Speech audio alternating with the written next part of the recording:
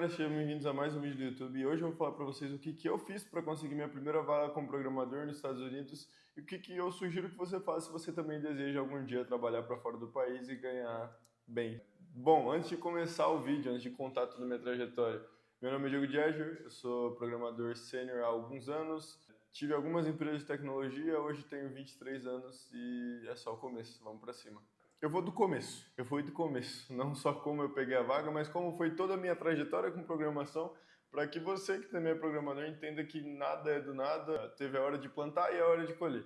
Então, bom, eu comecei em programação, na verdade, a entrar nessa área quando um amigo meu me chamou para já trabalhar com ele. Ele já trabalhava na área, vendia alguns sites, fazia WordPress, muitos de vocês conhecem aí, o Rede Sites.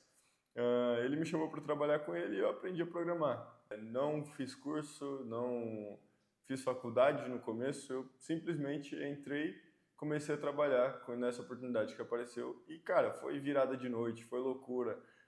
Tinha um amigo nosso também que, porra, me ensinou a programar muito, que foi o Thiago. Grudei do lado dele, ele, porra, sou muito grato a ele, me ensinou muita coisa que eu sei até hoje. E, enfim, nesse começo eu programei tudo em Next.js, tanto que eu falo que é um framework e sugiro para vocês que comecem com isso também, porque acho que é um ótimo framework para começar. A gente criou algumas empresas, uma empresa de venda de ingresso online, acabou que não deu certo, acabou que, enfim, fomos seguindo, começamos a vender site, e aí nessa empresa de desenvolvimento de software, eu comecei a ter mais responsabilidades como desenvolvedor. Então, a cada software que a gente vendia, eu tinha que pensar em toda a arquitetura do software, como ele ia ser feito e tudo mais. Então, foram também alguns anos e algumas viradas de noite entendendo como que banco de dados funcionava, como que tudo isso funcionava na loucura. Cara, acabou que essa experiência me deu tanta bagagem que eu me considerava já no final dessa experiência um desenvolvedor sênior. E não pela minha expertise no código só, eu tinha bastante desenrolo, principalmente com IA. Eu surgi na época do ChatGPT 3.5, né? Então, não vou te falar que eu sou o cara mais técnico do mundo, mas sim, eu sou bom, principalmente usando IA. Dito isso, tendo começado na IA, o meu começo sempre foi ancorado nela. Sempre estudei muito com IA, sempre fiz muita coisa com IA e acredito que isso tenha me levado para um nível muito, muito, muito bom. Então, nessa época de desenvolvimento de software que a gente vendia muitos softwares, eu diria que foi a hora que eu mais me desenvolvi, a hora que eu mais virei noite para entender o que era uma API, o que uma API fazia, como eu poderia desenhar uma API, por que uma API tem rate limit, o que é um load balancer, como que um servidor se comporta. E, cara, foi muito, muito, muito, muito software que eu fiz nessa época. Mas muito, mas põe na ponta do lápis aí, foi mais de uns 100. Eu tenho uma coisa comigo que a intensidade distorce o tempo. Então, toda vez que você faz uma coisa de forma muito intensa e põe muita energia, o tempo é distorcido. Então, uma coisa que eu demoraria 7, 8 anos para fazer, acabou que eu tive o mesmo resultado em 1, 2 anos. E acredito que no final desse processo, pô, me evolui muito como desenvolvedor e como pessoa. Depois de tudo isso, as ironias da vida, né? Encontrei um cara no meu prédio que tava nadando lá e eu tipo, e aí, mano, o que você faz da vida tal? E ele disse que trabalhava pro exterior, trabalhava numa empresa e, enfim, era desenvolvedor pra lá, tinha bastante tempo, na parte de JavaScript também. E é isso, morreu, nunca mais vi ele. Nisso, depois de um tempo, a gente desfez essa sociedade da Software House, eu era sócio da empresa na época, a gente desfez a sociedade e acabou que eu encontrei o cara no elevador, tipo, cara, na mesma época, assim, foi loucura, tipo, desfiz a sociedade numa segunda, no próximo domingo, assim, uma semana, vai encontrar ele no elevador, e aí? Fazia muito tempo que eu não via ele, desde o dia da piscina, que eu comentei aqui. E aí, como é que você tá? E ele, pô, tudo bem? A gente tá contratando lá, cara, pra fora, não sei o quê. Eu falei, caramba, sério, velho?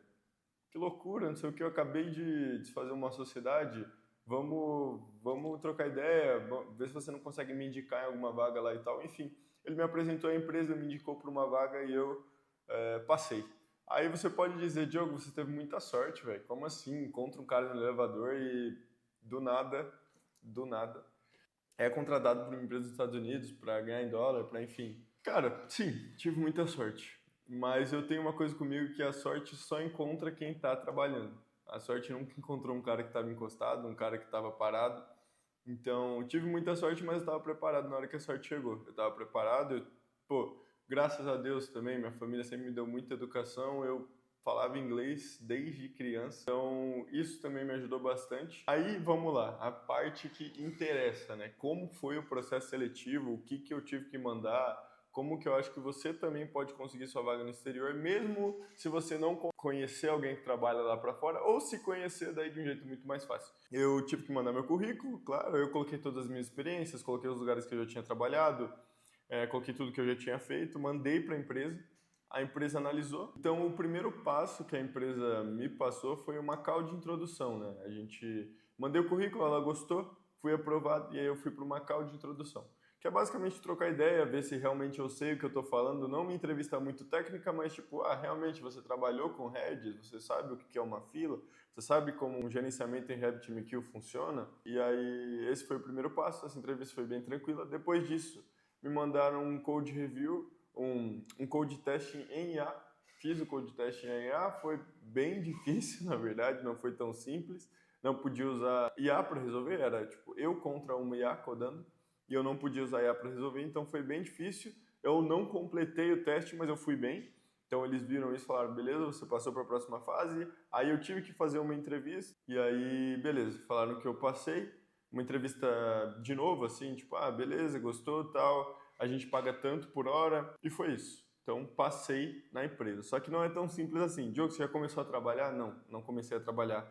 Eu fiquei numa pool de talentos. Então, eu fiquei lá como um talento possível para alguma empresa que quer contratar. O que acontece? Muitas das empresas americanas que contratam brasileiros, elas não contratam diretamente. Elas contratam uma consultoria que contratam os devs. E a empresa que eu fiz todo o processo foi uma consultoria.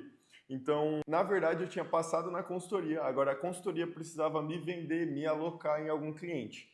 Então, é basicamente isso. Eu tinha sido contratado, eu tinha passado, mas eu ainda não ia receber por isso. Eu só ia receber quando algum cliente quisesse me pagar por tal. E, cara, acabou que eu fiquei mais de um mês nessa pool aí e mandava mensagem, enchia o saco. E esse eu acho que é um ponto muito importante. Cara, encha o saco. Pergunte. Cara, tem vaga? Como é que tá? Alguém saiu? Tem essa aqui que não é tão seu perfil, mas você aceita? Então, seja chato, porque senão você não vai conseguir nada na sua vida, a verdade é essa. Enchi muito o saco do pessoal. Chegou uma hora que eles falaram, Diogo, vai ter um novo cliente para desenvolver um produto do zero. A empresa se chama Keeping Count. Você tem interesse em desenvolver? Você quer ter uma call com cliente? Eu falei, sim, quero, tenho interesse. Então foi isso. Aí entrei na call com cliente, no caso era o meu manager e o meu, eu diria que é um tech lead, um PO, assim, que é o cara que gerencia produto.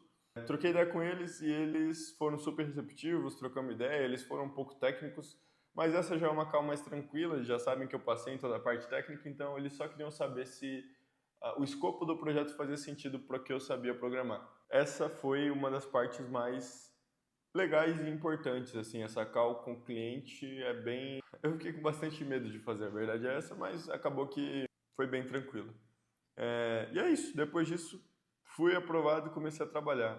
E, cara, é bem interessante você ver, pô, eu trabalho com ucraniano, acho que na verdade 3 pessoas do meu time são da Ucrânia, tem um brasileiro, e é legal você ver essa diferença de cultura, tem uma a QA é da Espanha, então, cara, tem esse mix de cultura também, é bem legal. Você quer trabalhar para fora, mas você não tem nenhum amigo, nenhum conhecido, que é a parte mais importante para trabalhar para fora. Eu diria que é a parte mais fácil, é o jeito mais fácil. Mas se você não tem, hoje existem alguns bots que aplicam em vagas para você de forma automática. Eu tenho alguns amigos que conseguem muitas entrevistas dessa forma.